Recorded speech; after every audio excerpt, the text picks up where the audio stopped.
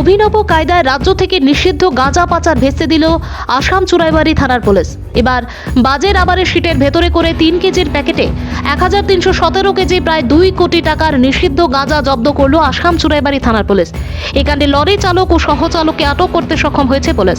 জানা যায়, আজ মঙ্গলবার দুপুর 3টা নাগাদ PB65AV 7496 নম্বরের একটি 12 চাকার লরি আগরতলা থেকে হরিয়ানা পাড়ি দেবার উদ্দেশ্যে আসামের প্রথম পুলিশে চেক গেট আসাম চুরাইবাড়ি থানার সম্মুখে পৌঁছালে রুটিন চেকিং এর ভিত্তিতে লরিটিতে দলবল নিয়ে তল্লাশি চালান ইনচার্জ প্রণব মিলি।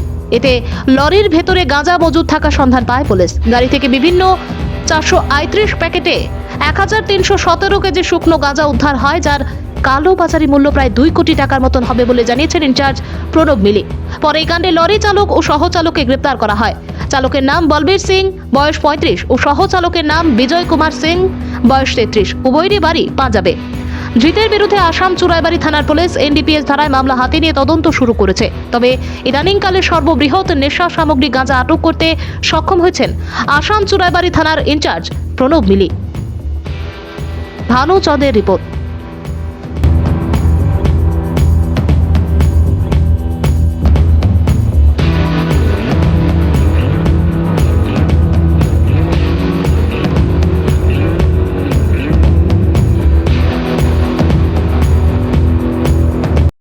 আজি ইণ্টেলিজেন্সৰ এটা ইনপুট আছিলে।